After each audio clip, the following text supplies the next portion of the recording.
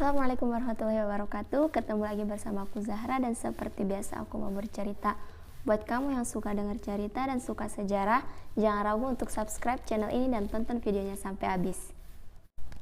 Kalau biasanya aku cerita tentang tokoh-tokoh hebat, tokoh-tokoh yang menginspirasi.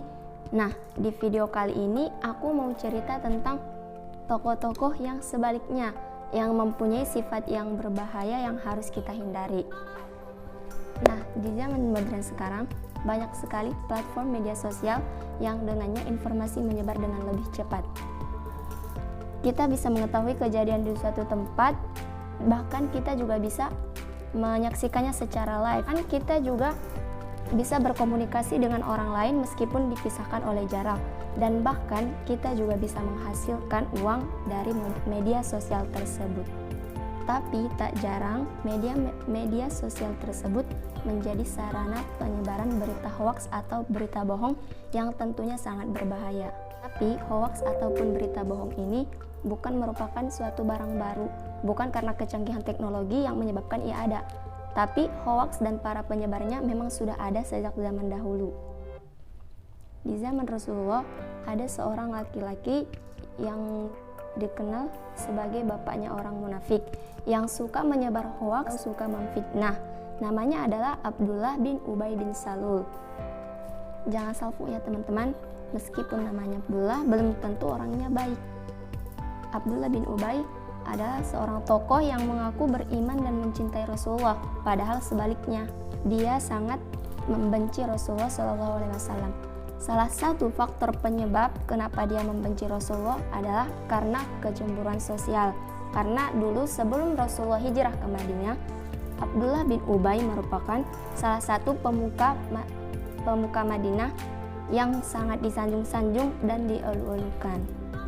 Nah, ketika Rasulullah udah hijrah di Madinah, pengaruh dan karismanya pun turun drastis.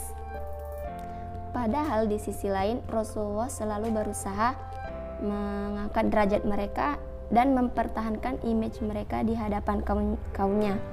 Nah, inilah salah satu kemuliaan Rasulullah.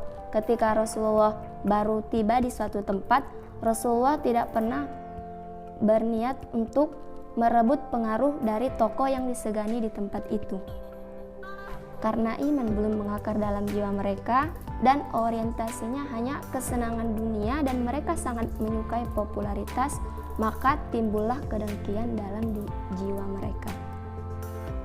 Sejak saat itu, ia selalu berpikir bagaimana caranya untuk menurunkan popularitas dan pengaruh Nabi Muhammad SAW. Bahkan, ia berpikir bagaimana caranya melenyapkan Nabi Muhammad dari kota Madinah. Dia mencoba berbagai cara untuk menjatuhkan Nabi Muhammad dan keluarganya, bahkan sampai pada rencana pembunuhan. Dia selalu ikut sholat berjamaah bersama Rasulullah, bahkan dia sering berada di shaf yang paling depan. Tapi ketika selesai sholat, ketika udah keluar dari masjid, dia selalu mengata-ngatai Rasulullah. Dia bilang Rasulullah caper, dia bilang Rasulullah cari muka, dia bilang Rasulullah sok suci, dan dia bilang dia sholat di belakang hanya karena menghargai Rasulullah dan ingin melengkapi jamaah. Kemudian dia memprovokasi orang-orang agar ikut membangun masjid bersamanya dengan tujuan agar menjadi tandingan masjid Nabi. Ketika dia minta izin kepada Nabi untuk membangun masjid, dia ngomongnya manis banget. Dia bilang ingin mengakomodir jamaah masjid Nabi yang semakin membludak. Sampai kemudian masjid itu selesai dibangun, dia mengatakan kepada orang-orang yang mengikutinya bahwa masjid itu akan menjadi markas mereka untuk menyaingi masjid Nabi atau yang dikenal dengan Masjid Nabawi.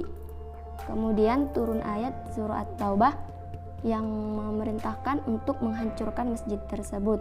Masjid itu dikenal dengan nama Masjid Ad-Dirar.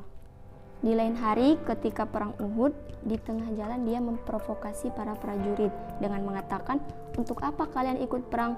Jika kalian mati, kematian kalian hanya akan sia-sia, dan kalau kalian menang, kemenangan itu hanya untuk Muhammad. Akhirnya Omongannya itu mempengaruhi sekitar 300 orang. Kemudian pasukan itu pun membelot. Ketika tuduhan-tuduhan dan rencananya sudah tidak mempan kepada Rasulullah, kemudian dia mengarahkannya kepada keluarga Rasulullah, salah satunya kepada Aisyah, istri Rasulullah. Peristiwa itu disebut hadisul ifki, yang artinya berita bohong, yaitu ketika Aisyah difitnah berselingkuh dengan Sofwan bin Mu'attal yang merupakan salah seorang sahabat Nabi. Berita itu membuat seisi kota Madinah gempar dan membuat Rasulullah terpukul. Dan dalang dari penyebar fitnah itu tidak lain dan tidak bukan adalah Abdullah bin Ubay. Sampai akhirnya turun ayat Al-Quran yang mengatakan bahwa Aisyah tidak bersalah dalam Quran Surah An-Nur ayat 11-15. Nah, cerita lengkapnya akan aku ceritakan dalam satu video khusus nanti insya Allah. Tapi fitnahan dan hasutan Abdullah bin Ubay kepada penduduk Madinah untuk membenci Rasulullah tidak sampai di situ. Dia terus melakukan berbagai macam cara, terus melemparkan berbagai macam tuduhan dan fitnahan kepada Rasulullah, dan itu semua dilakukan di belakang Rasulullah. Tapi ketika di depan Rasulullah, dia bersikap sangat manis, seolah-olah dia sangat mencintai Rasulullah. Ketika Abdullah bin Ubay bin Salul sakit, Rasulullah memanggil anaknya yang namanya juga Abdullah. Jadi nama lengkap anaknya Abdullah bin Ubay bin Salul adalah Abdullah bin Ubay bin Salul. Tapi karakter anaknya sangat bertolak belakang dengan bapaknya. Jadi walaupun misalnya ayahnya munafik, belum tentu anaknya juga munafik. Begitu juga jika ayahnya seorang nabi, belum tentu anaknya taat dan patuh seperti anaknya Nabi Nuh. Setelah anaknya dipanggil tadi, ia pun menceritakan bahwa bapaknya sedang sakit. Rasulullah pun menyerahkan sesuatu untuk diberikan kepada bapaknya dan mendoakan bapaknya. Ketika anaknya menyerahkan titipan dari Rasulullah tadi, sama Abdullah dibanting ke tanah dan dia memaki-maki Nabi. Apakah sifat Nabi berubah? Tidak. Rasulullah bersama sahabat yang lain datang untuk menjenguk Abdullah bin Ubay. Seperti biasa, sikap Abdullah bin Ubay tidak sama ketika Rasulullah ada dan ketika Rasulullah tidak ada. Dalam kondisi sekarat, dia masih tetap bertahan pada kemunafikannya. Dia bilang, "Ya Rasulullah, saya sudah berada di ujung penantian. Mohon izinkan saya untuk memakai jubah terluarmu." Umar yang pada saat itu ikut menjenguk hampir saja menarik pedangnya dan ingin menebas leher Abdullah bin Ubay, karena sifat munafik Abdullah bin Ubay ini memang sudah menjadi rahasia umum di Madinah. Kemudian Rasulullah menenangkan Umar. Rasulullah mengatakan, "Tidak apa-apa, ini hanya pakaian saja." Kemudian Abdullah bin Ubay pun memakai jubah Rasulullah dan dia pun meninggal. Di luar dia memakai jubah Rasulullah, tapi di dalam kemunafikan masih melekat dalam dirinya. Nah, ada sebuah hadis Rasulullah yang menjelaskan tentang tanda-tanda orang munafik. Yang pertama, idza haddatsa kadzaba, yang artinya apabila ia berkata, dia berbohong. Yang kedua, idza wa'ada akhlafa, apabila ia berjanji, ia mengingkari.